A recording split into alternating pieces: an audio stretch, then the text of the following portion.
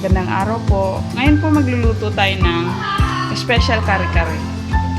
So, ito po yung mga sangkap na gagamitin natin. Una po yung pata. Pinalambot na po natin yan kanina. Then yung mga gulay, yung sitaw tsaka pechay. Kare-kare mix. Aswete. Binabad na po sa mainit na tubig. Tapos bell pepper, bawang, sibuyas, oil, asin, patis, tsaka peanut butter. Yan po yung mga sangkap. So, una po natin gagawin is papainitin po natin yung pot. Tapos, pag mainit na po yung pot, ilalagay po yung mantika.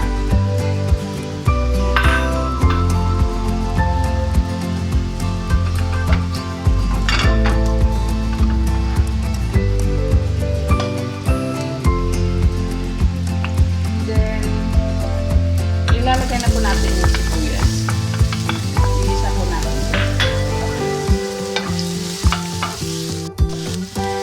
Susunod na po natin yung bawang.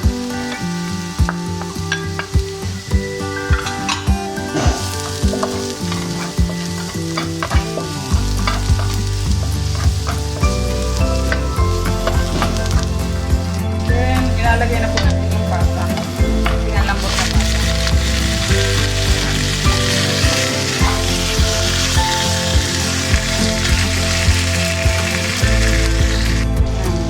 Pagkatapos po mag-isa bahagya yung yung pata natin, lalagay po natin yung pinakuluan natin sa pata, sa bowl niya. Ayan. Isang basong tubig na po. Isang basong sa bowl ng tubig. Gusto niyo pong masabaw, pwede niyo pong dagdagan ng tubig. Nilalagay na po yung asin. I-drain na din natin yung aswete na seed.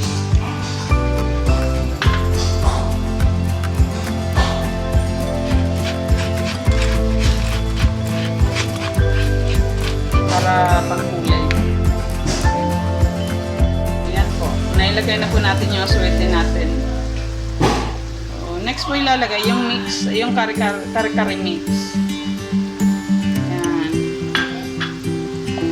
Halo-haloin lang po hanggang magpantay kulay.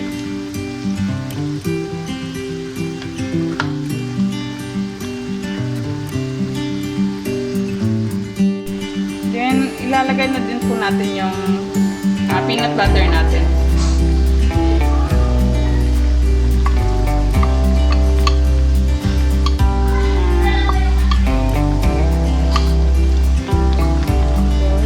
Matamis na peanut butter.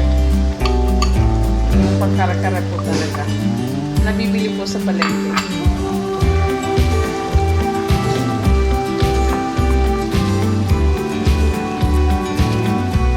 Pwede pong dagdagan ng konting water kung gusto nyo medyo may sabaw at sobrang lapot.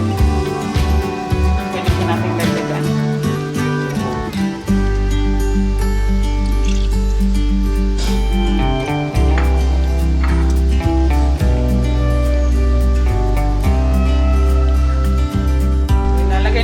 Lahat ng gulay, yung bell pepper, pagkakulo po nito, yan yan.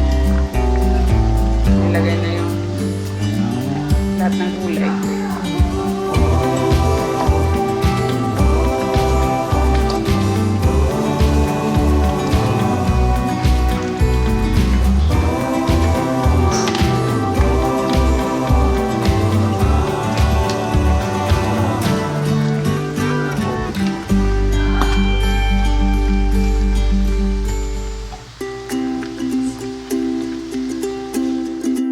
Maglalagay po tayo ng konting patis.